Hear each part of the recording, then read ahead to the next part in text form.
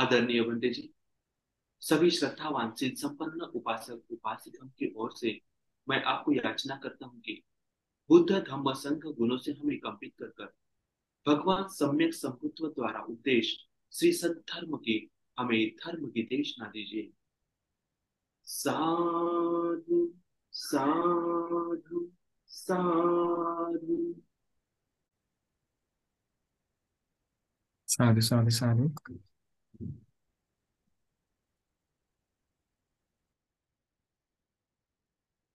सभी श्रद्धावान उपासक उपासिकाएं, सर्वप्रथम तथागत गौतम बुद्ध उसी प्रकार धम्म और संघ जो कि लोकोत्तर है, उत्तम है, उसको वंदन करता हूँ। उसी प्रकार अपने सभी आचार्य गुरुओं को भी वंदन, सब ब्रह्मचारियों और कल्याण मित्रों को बहुत बहुत मंगल कामनाएं।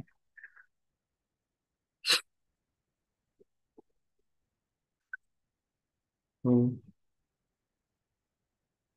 10 पुण्य कम्मवत्थु में आशा करता हूँ कि आप सभी को समझ रहा होगा कि क्या है यह 10 कुशल कर्म और क्यों आवश्यक है। उसमें से आज हम दिट्ठी उजू कम्म इसके बारे में जानने वाले हैं। दिट्ठी उजू कम्म 3 शब्दों से बना है, दिट्ठी, उजू और कम्म। ज्यादातर जो शब्द देखने के लिए मिलता है उजू दिट्ठी, है ना? और यहाँ पे हमें दिट्ठी उजू कम्म, तो अक्सर इसका जो अर्थ हम देखते हैं कि लोग यही लगाते हैं कि अपनी उजू दृष्टि रखिए, सी दृष्टि रखिए, है ना। पर अगर इस शब्दों का अगर हम तोड़ तोड़ के देखें तो मुझे ऐसा लगता है कि ऐसा इसका अर्थ बनता है दृष्टि उजू करने योग्य कर्म, या ऐसे कर्म जो आपकी दृष्टि को उजू करेंगे, ऐसे कर्म करना चाहिए। क्यों? क्योंकि ये दसों के दसों पुण्य क्रिया वस्तु है ना। ये क्रिया, ये करने वाले कर्म है। यहाँ पे हम कहीं भी देखते नहीं, अभी तक जो हमने जितने भी पढ़े हैं उन सभी में, हम जितने भी अभी तक हमने 8 जो देखे हैं उन सभी में हमें ये देखने के लिए मिलता है कि वहां पे कुछ एक्शन करना है, कुछ क्रिया हमें करनी है, कर्म करना है। कौन से? काया वाले, वाणी वाले, है ना, या श्रवण वाले, जिससे हमें कर्म करना है या बोलना है ना, हमारी तरफ से कुछ एक्शन जिसमें होंगी। तो अगर हम ऐसा बोलेंगे कि उजू दृष्टि रखना चाहिए तो ये गलत होगा, मुझे ऐसा लगता है। मुझे इसका अर्थ ऐसा लगता है कि ऐसे कर्म कीजिए जिससे आपकी दृष्टि क्या हो, उजू हो, या फिर उजू दृष्टि वाले कर्म कीजिए। ये 2 अर्थ मुझे इससे लगते हैं, है ना। तो क्योंकि उजू दृष्टि बहुत महत्वपूर्ण स्थान रखता है, जिसे हम दिट्ठी उजू भी कह सकते हैं सरल भाषा में। क्योंकि दृष्टि उजू या सम्यक दृष्टि से इसका संबंध जुड़ता है।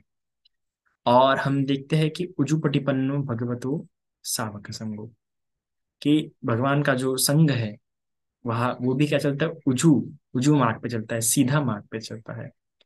तो संघ के जब मार्ग को लेके बात आती है तो ये संघ की विशेषता बताई जाती है कि उनका जो मार्ग होता है वो सीधा मार्ग होता है, आड़ा तिरछा मार्ग नहीं होता है।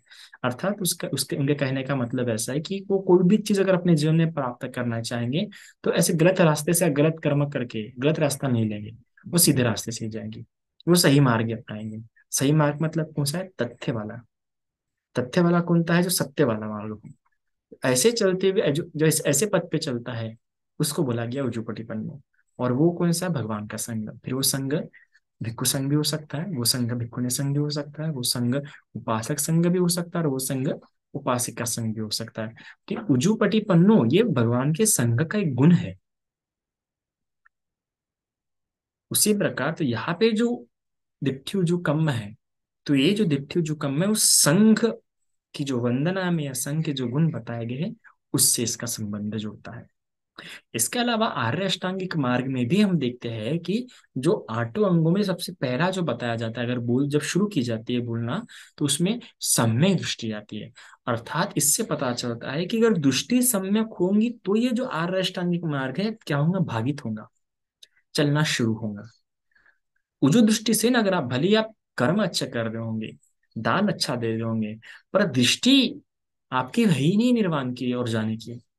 आपकी दृष्टि अभी भी ईश्वर को मानने वाली है, आपकी दृष्टि अभी भी नित्य को देखने वाली है, आपकी दृष्टि अभी भी संसार में सुख देखने वाली है, पुत्र पुत्र में सुख देखने वाली है, पति में सुख देखने वाली है, धन में सुख देखने वाली है।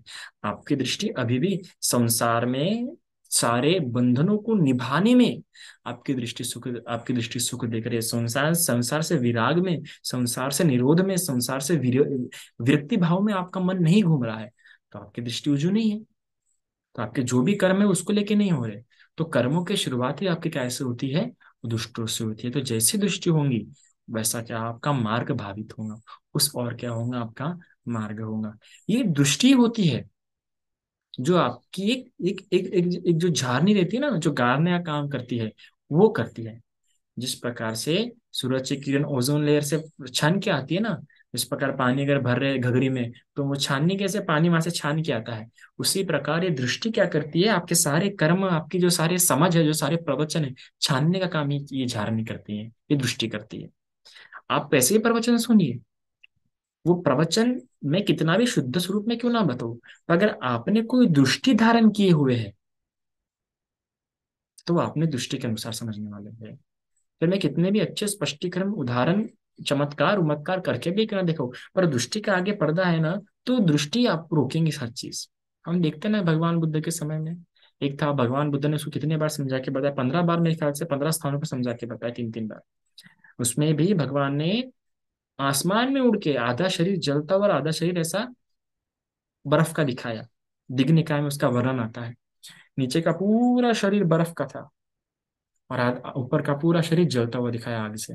इसलिए आप देखो थाईलैंड की मूर्तियों में आप देखो ना, तो भगवान की मूर्ति के ऊपर ऐसा गोल दिखाते हैं, ऐसा ऐसा, तो वो आग दिखाते हैं, वो प्रतिहार्य दिखाते हैं।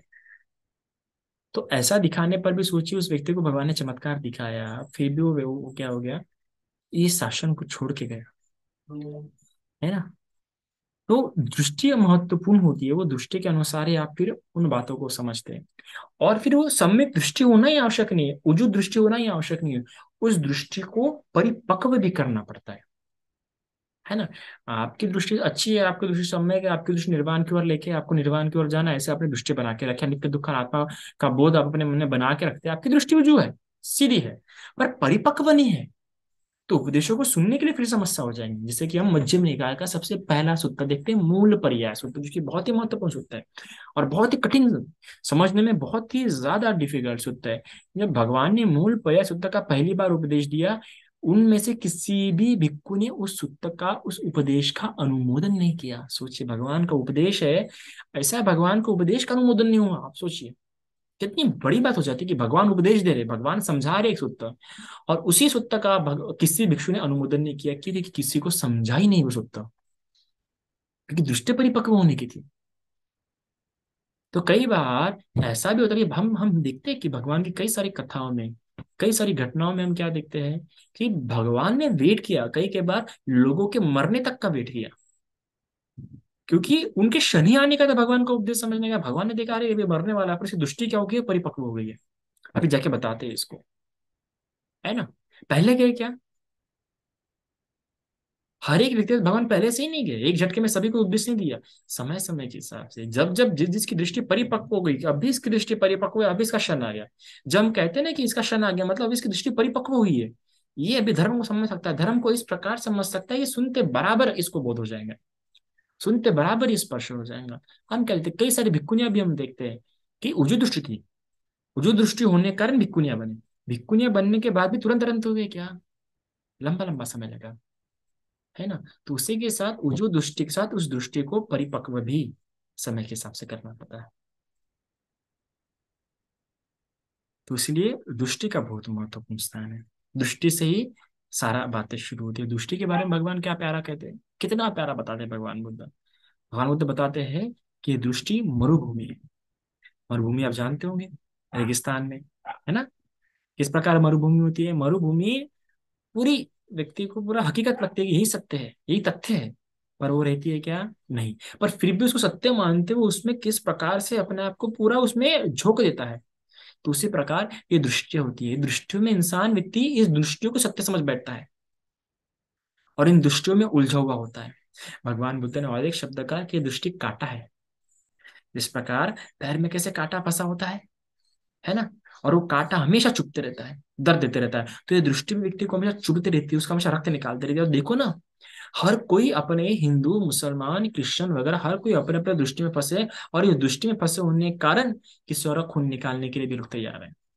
इस प्रकार से इसको, तो दृष्टि कांटा है, कांटार है, फांसा है। भगवान ने कहा ये फाज, इस प्रकार कैसा एक एक एक जो हम देखते हैं ना कि कैसा जाल होता है, जाल में कैसे मछलियां फंस जाते हैं, और उससे एक बार फंस गए तो पैसा निकलना बड़ा डिफिकल्ट होता है, तो उसी प्रकार ये जाल एक बार फंस गया तो फंस गया। इसलिए भगवान ने इसे तो ब्रह्म जाल भी कहा है। भगवान बताते हैं कि ये ब्रह्म जाल है, सोचो इतना प्यारा नाम दिया, ब्रह्म जाल, श्रेष्ठ जाल है। इस समय किसे श्रेष्ठ का, क्योंकि दृष्टि कोई कैसी भी क्यों ना हो, एक बार व्यक्ति ने दृष्टि बना ली और दृष्टि में फंस गया तो उसे वो हकीकत ही मान बैठता है, उसे वो सत्य ही मानता है, और इस प्रकार से उसमें वो उलझा होता है। इसलिए दृष्टि बनने से डरो। मैंने हमेशा एक कोट किया है, हमेशा, मैं जब से धर्म को थोड़ा बहुत समझा है अपने इस अनुसार, मैंने एक बात हमेशा कोट की है, मेरा मेरा टैग लाइन ही बन गया है वो, कि देखो, पापी से पापी व्यक्ति चल जाएगा, पापी से पापी व्यक्ति चल जाएगा, पर दृष्टिघात व्यक्ति भी कितना ही पुण्यवान क्यों ना हो, नहीं कर सकता, उसका निर्वाण है ही नहीं।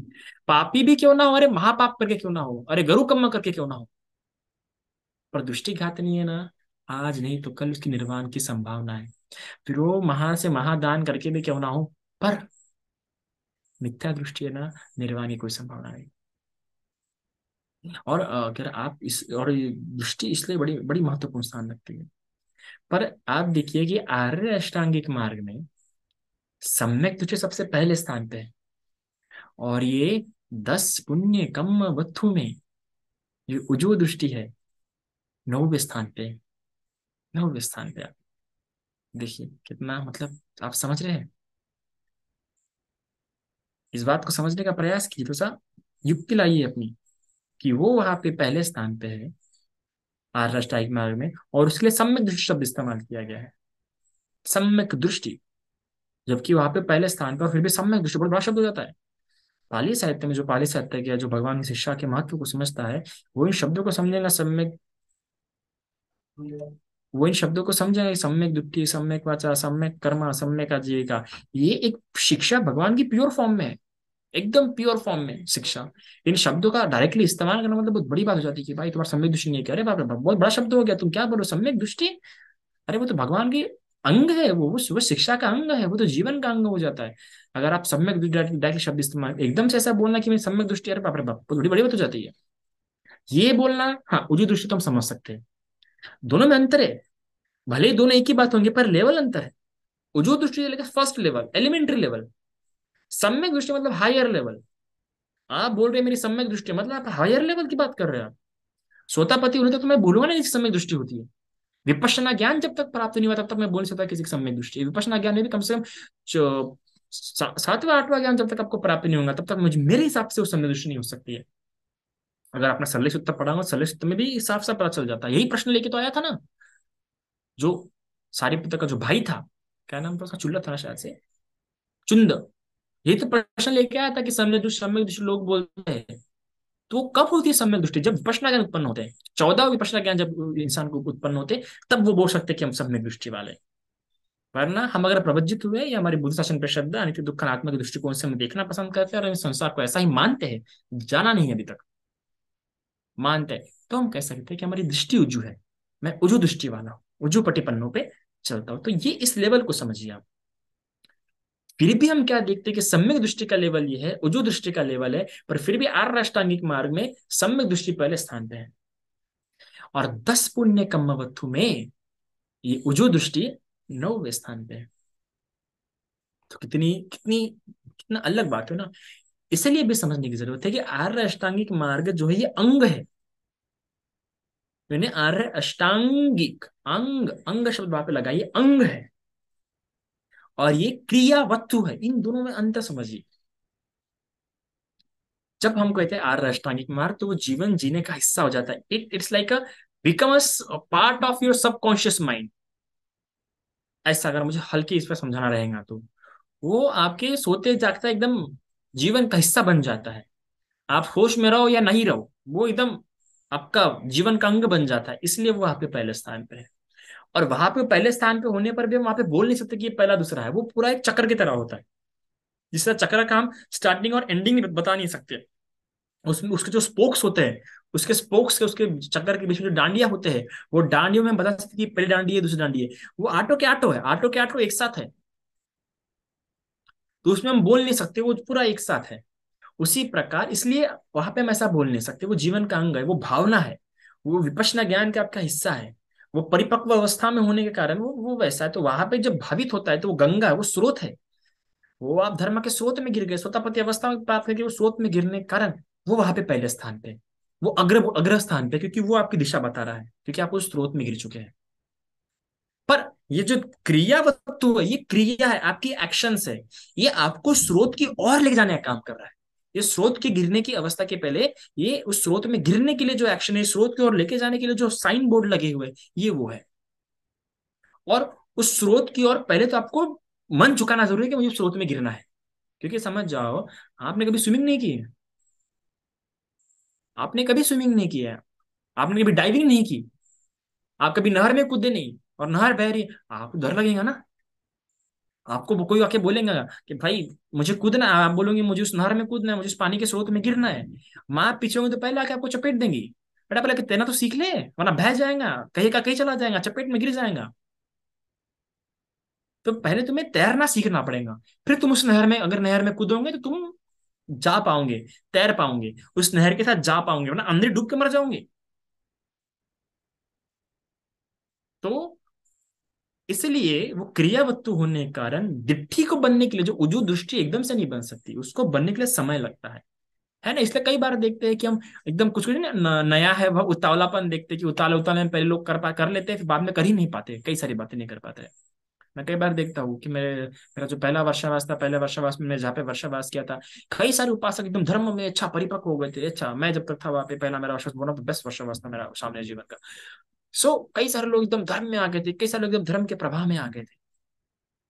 पर मैं जैसे ही वहां से निकल के आ गया, जो लोग बहुत आगे थे धर्म में एकदम अच्छा, आज वो लोग बिहार जाते भी नहीं, क्योंकि दृष्टि उजू नहीं थी। श्रद्धा तो अच्छी हो गई थी, पर उस श्रद्धा से जो थी उसको उजू दृष्टि नहीं मिली थी, उस श्रद्धा को सीधा मार्ग नहीं मिला था, वो श्रद्धा परिपक्व नहीं हो गई थी, इसलिए समय के साथ छूट गया। चपेटे मिली, थोड़ी सी हवा आ गई, तो वो बरसात, वो बस एक कमजोर वृक्ष के साथ आता था कि हवा धुन से पहले ही गिर जाता है, वैसा उनका हाल हो जाता है। तो दृष्टि परिपक्व होना करना पड़ता है, दृष्टि जो दृष्टि बनानी पड़ती है। सिर्फ ऐसा बोल के नहीं, मैंने बुद्ध के प्रवचन मुझे अच्छा लगता है तो मैं तो ऑफ कोर्स मेरी दृष्टि क्या होंगी, वो जो ऐसा नहीं है। एक झारखंड से उपासिका थी, मेरे पास नंबर नहीं है। एक बार जब मैं था नागपुर में था, तो एक मैंने कैडर कैम्प किया, तो उसमें एक उपासिका मिली थी, शी वाज क्रिश्चियन। क्रिश्चियन थी वो, बड़ा मुझसे जब चर्चा हुई तो पहले वॉमिट आई थी, फिर मुझसे चर्चा हुई तो बड़ी प्रेरित हुई बुद्धिज्म से, बहुत उससे प्रभावित हुई, बहुत प्रभावित हुई। तो कई उसमें नंबर लिया था, समय समय पे 2 महीने में, 3 महीने में, 6 महीने में एक बार कॉल करती थी। तो मेरे से बात करने पर वो एकदम प्रभावित होती थी बुद्धिज्म से। फिर कुछ समय बाद अपने आप उसे कॉल करती थी और बोलती थी, बंटी जी आप जो कह रहे हैं मुझे बिल्कुल सही लग रहा है, पर जीसस क्राइस्ट ने तो यही बोला है, जीसस क्राइस्ट भी तो यही बताते हैं, वही पूरा बुद्धिज्म से अलग नहीं है। मतलब आप समझ रहे हो वो क्या करना चाह रही है, वो डर रही है कि कहीं मैं जीसस क्राइस्ट से छूट ना जाऊँ, मैं कहीं बुद्धिज्म में चला ना जाऊँ। तो उसको डर लग रहा है बुद्धिज्म में जाने के लिए, क्योंकि दृष्टि जो नहीं है। वो प्रवचन सुन रही है, धम्म देशना कर रही है, पर धम्म देशना से प्रवचन सुनने से कोई उसकी दृष्टि उजू नहीं हो जाती ना, उसका आकर्षण तो हो रहा है, पर दृष्टि जब तक उजू नहीं होगी तब तक उसे उस नहर में कूदने के लिए डर लगेगा, तब तक उसे प्रवेश आने के लिए तो दसों के दसों पुण्य कर्म आवश्यक है। तो धर्म देशना तो क्या है, धर्म देशना इस पुण्य क्रिया वस्तु में क्या है, आपका धम्म श्रवण जो है आपका सातवीं सीढ़ी है। उसके पहले अपचन वैया वाचा दान शील भावना था, ये नहीं किए होंगे और धर्म श्रवण कर रहे होंगे, और धर्म श्रवण आपको बुद्धिज्म के प्रति आकर्षित कर रहा होगा, पर फिर भी आप डरेंगे बार बार। इस प्रकार उपासक है मुझे हमेशा बना देते कि नहीं, जीसस का इज द बेस्ट, जीसस का is the best, it's happen like this. तो ये ऐसा हो जाता है फिर। तो इसलिए क्रम से आना जरूरी है। तो जब दान करेंगे, शील करेंगे, वैया वाचा करेंगे, अपचन करेंगे, तो जो ये जो आपका जो मन है इधर झुकता झुकता जाएगा, आपका मन झुकेगा, आपका मन झुकना झुकना शुरू हो जाएगा, फिर आपकी दृष्टि जो है उजू होना शुरू होगी। तो इसलिए इसको यहाँ पे स्थान पे रखा गया है, तो इसलिए उजू दृष्टि है। तो आप समझो कि दृष्टि उजू का होना कितना महत्वपूर्ण है। फिर उजू दृष्टि भी, तो फिर इधर आपका आर्य अष्टांगिक मार्ग भावित होना क्या होता है, शुरू होता है, फिर आप सोतापति वगैरह उसके और प्रवेश करते हैं। अभी उजू दृष्टि या दिट्ठी उजू कम्म, अक्सर ये मैंने से पहले समझाया कि उन्हें लगता है कि सम्यक दृष्टि होना मतलब उजू दृष्टि है, पर ऐसा नहीं है। अभी मैंने समझाया क्यों नहीं है। तो अभी इसके लिए शब्द कितना प्यारा इस्तेमाल किया, दिट्ठी उजू कम्म। दृष्टि को उजू करने योग्य जो कर्म होते हैं, तो सबसे पहले आपको ये बात जाननी होगी, बुद्धिज्म में 62 मिथ्या दृष्टि बताई गई है। 62 मिथ्या दृष्टि बताई गई है। उनसे दूर रहना है आपको, किसी भी हालत में आपको उन मतों में नहीं आना है। 62 मत बताए गए हैं, और उसपे मैंने एक उपदेश भी दिया, यूट्यूब पे अवेलेबल है, ब्रह्मदास सूत्र करके, आप सर्च कीजिए और सुनिए। 62 मिथ्या दृष्टि, मैंने फास्ट बोला, बस समय बहुत कम था उसमें, फिर भी 2 घंटे का वीडियो हुआ ही है। तो आप वो उस वीडियो सुनने की, मैंने उसमें 62 मिथ्या दृष्टि बताई गई है कि किस प्रकार के 62 मिथ्या दृष्टि है। और व्यक्ति चाहे अनचाहे, चाहे या ना चाहे, अवेयर हो या नहीं हो, जाने अनजाने में उसकी कोई ना कोई दृष्टि होती है संसार को लेके, जीवन को लेके, अध्यात्म को लेके, पुनर्जन्म को लेके। आप देखिए कहीं ना कहीं, अगर और उस सत्य को सुनिए, सत्य को सुनने के बाद देखिए कि कहीं आपकी दृष्टि में से कुछ है तो नहीं, और होंगी ही होंगी। आप भले फिलोसॉफिकल पर्सन हो या ना हो, आपने भले बहुत पढ़ा हो या ना हो, आप भले ही पूरा अनपढ़ क्यों ना हो, पर फिर भी आपकी कोई ना कोई दृष्टि होंगी ही होंगी, और होती है। सले सले सूत्र ने बताया, हमारी होती है। तो इसीलिए भी हम हमारी दृष्टि को सीधे करना है हमें, और वो दृष्टि कैसे होंगी, 10 कम पुण्य क्रियावत्तु से होंगी। अब उसमें भी ये सारे के सारे अगर दृष्टियों को भी अगर हम इसमें अगर व्रैप करें, तो 3 दृष्टियों में वो समा जाते हैं। और अक्सर ये 3 दृष्टि मेजोरिटी में देखे गए हैं। अक्सर ये 3 दृष्टियां ही अक्सर ज्यादातर लोगों में ये पाई जाती है। इन 3 दृष्टि में से कोई ना कोई एक दृष्टि देखी जाती है। तो कौन सी वो 3 दृष्टि है, तो एक दृष्टि होती है पुब्बकत हेतु दिट्ठि, एक होती है ईश्वर निर्माण हेतु दिट्ठि, और एक होती है अहेतु पच्चया दिट्ठि। अर्थात पुब्बिक हेतु दिट्ठि, अर्थात कि हम देखते हैं ना कि ये सब तो पूर्व बंदे, ये सब तो पहले जन्म का ही फल होगा ना, ये सब मैं अपने पहले जन्म का कर्म भोग रहा हूँ। तो इस प्रकार जो कोई इस प्रकार सोचता है हर चीज को लेके कि ये मेरे पूर्व जन्म के कर्मों का ही फल है ना, ये शायद से मुझे जो भी भुगतना पड़ रहा है, ये सारे मेरे पूर्व जन्म में कर्मों का फल है। हम देखते हैं ना जिस प्रकार जो चतुर्वन की जो व्यवस्था है, चतुर्वन जो व्यवस्था है, इसी दृष्टि के आधार पर रखी गई थी कि तुम शूद्र होना तो तुम्हारे पूर्व के कर्म के कारण हो, तुम क्षत्रिय होना तो तुम्हारे पूर्व कर्म के कारण, तुम इसे तुम्हारे पूर्व कर्म के कारण तुम उत्पन्न हुए हो। तो जब इस प्रकार दृष्टि बना के कोई ऐसा ही रहता है और ऐसा सोचे कि नहीं ये तो मेरे पूर्व कर्म का फल है, तो ये मिथ्या दृष्टि एक तरीके से। भगवान की शिक्षा इसलिए सिखाती है। भगवान की शिक्षा क्या सिखाती है कि भले ही आपको आपकी वर्तमान जीवन में कोई भी कर्म का फल मिला हो, चाहे सुख हो या दुख हो, जरूरी नहीं कि आपका हमेशा वो पहले के कर्मों का फल हो, बिल्कुल भी नहीं, है ना। और चलो पहले कर्म का फल होगा, इसका मतलब ये नहीं कि आप उस दुख से बाहर ही निकल सकते। इसका मतलब ये नहीं कि आप उस दुख को भोगते ही रहे। इसका मतलब ये नहीं कि आप उस दुख से बाहर निकलने का प्रयास ना करें। इसका मतलब ये नहीं कि आप कुशल कर्म ना करें। रुकना नहीं है। जब आप इस प्रकार की दृष्टि आपकी हो जाती है कि ये तो सब मेरे पूर्वजन्म के कर्मों का ही फल है, तो ये मिथ्या दृष्टि है आपकी। भले आपके पूर्वजन्म में कर्मों का फल होगा, पर इसका मतलब ये तो नहीं कि आप उस दुख को भोगते रहे, ये सोचे कि मेरे पूर्वजन्म का कर्मों का फल है, हम कुछ नहीं कर सकते। पूर्व जन्म के कर्मों का फल होने के बावजूद भी इस जन्म में आपके पास पूरी फ्री विल है। आपके पास पूरी स्वतंत्र कर्म करने के लिए पूरी स्वतंत्रता है कि उस पूर्व जन्म के प्राप्त इस वर्तमान दुख को आप भगा सकते हैं, आप हटा सकते हैं, आप वो जड़ों को काट सकते हैं।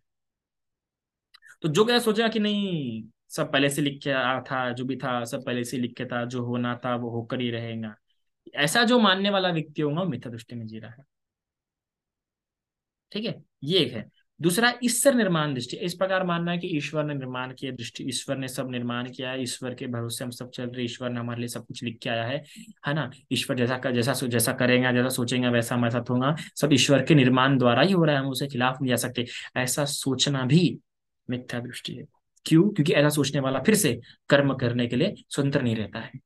और फिर तीसरी है अहेतुक, जो भी हो रहा है अकारण हो रहा है, बिना किसी कारण से हो रहा है, ऐसा मानने वाला व्यक्ति भी कर्म करने के लिए स्वतंत्र नहीं मानता अपने आप को। तो जो अगर हम संक्षिप्त में देखें इन तीनों दृष्टियों का सार, तो हम देखेंगे कि इनका सार ये निकलता है कि जो व्यक्ति अपने आप को कर्म करने के लिए स्वतंत्र नहीं मानता है, जो ये नहीं जो इस प्रकार विचार नहीं कर सकता कि मैं कुशल कर्म करके अपने दुखों से मुक्त हो सकता हूँ, कुशल कर्म करके मैं क्या नया जीवन निर्माण कर सकता हूँ। और वर्तमान क्षण में भले ही मेरे अतीत कितने ही बुरे कर्म क्यों ना होंगे, पर मैं इस वर्तमान में कुशल कर्म करने के लिए पूरा पूरा स्वतंत्र हूँ। वर्तमान में मैं इस दुख का निरोध करने के लिए पूरा पूरा स्वतंत्र हूँ। ऐसा जो नहीं मानता हूँ वो व्यक्ति क्या है, मिथ्या दृष्टि में फंसा हुआ है। और ये तीनों की तीनों दृष्टियां ऐसे ही करते हैं, व्यक्ति को कर्म के स्वतंत्रता से वंचित कर देते हैं, और ये व्यक्ति की मिथ्या दृष्टि है। और ऐसा व्यक्ति और भी मिथ्या दृष्टि गर्त में जाते रहता है। भगवान बुद्ध सम्यक दृष्टि सिखाते हैं। और सम्यक दृष्टि क्या है, सम्यक दृष्टि या उजु दृष्टि क्या है, उजु दृष्टि इस प्रकार से है कि व्यक्ति कर्म सिद्धांत को मानता है। कर्म सिद्धांत को मानना मतलब क्या, कि वो मानता है कि मुझे जो भी कुछ प्राप्त होता है मेरे कर्म कारण प्राप्त होता है। कर्म बंधु कर्म न्याति कर्म योनि, कि मेरे कर्म ही मेरे क्या है, मेरी योनि है। मेरे कर्मों द्वारा मुझे क्या होंगी, योनि प्राप्त होंगी, सुगति दुर्गति सारे मेरे कर्मों कारण होंगी। कर्म ही मेरे बंधु है, मेरे क्या है, भाई है। बंधु मतलब क्या है, मेरा भाई। जिस प्रकार भाई सहायता करता है आपकी, भाई आपकी बाजू होता है, तो उसी प्रकार आपके कर्म आपकी सहायता कर सकते हैं। मतलब भले ही, मतलब जहाँ पे एक तरफ पहला कर्म का जब हम कह रहे हैं कर्म के कारण मुझे यूं प्राप्त हुई है, पर भले इस अगर मैं दुर्गति में भी आया हूं, पर मैं अच्छे अपने कर्मों द्वारा अच्छे से मैं क्या सुगति में फिर से जा सकता हूँ। कर्म ज्ञाति मेरे कर्म कर्म मेरी रक्षा भी कर सकते हैं। मतलब भले ही उसको कैसा भी फल मिला होगा, पर वर्तमान में उसको क्या है, वो अपने कर्मों द्वारा ये सब पीछे टाल सकता है। इसी प्रकार वो इस प्रकार देखता है कि ये संसार में जो भी कुछ चल रहा है कारणों से चल रहा है, कारण एग्जिस्ट करते हैं। वो उस कारण कार्य से होता है, और कार्य से फिर एक नई चीज उत्पन्न होती है। कोई भी आत्मपूर्ण चीजें नहीं हो रही, सभी अनात्मपूर्ण चीजें। इस प्रकार वो संसार को देखता है और इस प्रकार से भावना करता है। भावना करते विपश्यना ज्ञान उत्पन्न करता है, और इस प्रकार उसकी दृष्टि क्या होती है, उजो दृष्टि से सम्यक दृष्टि की ओर प्रवेश कर जाता है वो। उजो दृष्टि से वो सम्यक दृष्टि में प्रवेश करता हो, सोतापदी सकृतगामी अनागामी और अंत फलों को क्या कर जाता है, वो प्राप्त करते जाता है। तो इस प्रकार से ये उजो दृष्टि का मार्ग होता है। इसको समझने के लिए आप सरल सूत्र को भी आप एक बार फिर सुनिए। मैं फिर से कभी एक बार सरल सूत्र लूंगा स्लाइड्स बना के, क्योंकि मुझे पता है कि पिछली बार का बहुत डिफिकल्ट हुआ है। पर यह सम्यक दृष्टि है। इस प्रकार से आपको परिपक्व होना है, इस प्रकार से आपको अपनी दृष्टि रखनी है, उजु रखनी है। तो दिट्ठी उजु कम्म, उजु दृष्टि रखते हुए कर्म कीजिए, जो भी कर्म कर रहे हैं, कि ये कर्म उस एटलीस्ट अगर आप कर्म भी कर रहे हैं तो वो कर्म के प्रति भी कहीं आपका नित्य बोध तो नहीं जाग रहा है, कि उसको उसका नित्य बोध अर्थात उस कर्म को लेकर आप आसक्त तो नहीं हो रहे हैं। इस बात को भी ध्यान रखिए। और वो जो कर्म है आपकी दृष्टि को उजू करने में सहायक हो रहा है कि नहीं हो रहा है, ये बात को भी ध्यान दीजिए। जिस प्रकार से हम देखते हैं कि भाई वकीली प्रवज्जित हुआ, प्रवज्जित होने पर भी क्या था, वो बुद्ध से आ सकता था, बुद्ध के शरीर से आ सकता था। मतलब कर्म तो किया, इतना बड़ा कर्म किया, नैखम्य कर्म किया, सम्यक संकल्प रखे हुए नैखम्य किया। नैखम्य करने पर भी देखो उसके कर्म कैसे बुद्ध के शरीर के प्रति आ सकते हैं। तो ऊर्जा दृष्टि हो रही है क्या, नहीं हो रही है। इसके अलावा हमारे देते हैं नंद, नैखम्य किया, प्रवज्जित हुआ, पर फिर भी किसके, पत्नी के प्रति आ सकते हैं। पत्नी के प्रति मन में चलते जा रहा है, तो दृष्टि ऊजू हो रही है क्या, नहीं हो रही। आसक्ति मन में प्रवेश, आसक्ति मन में घर करते जा रही है।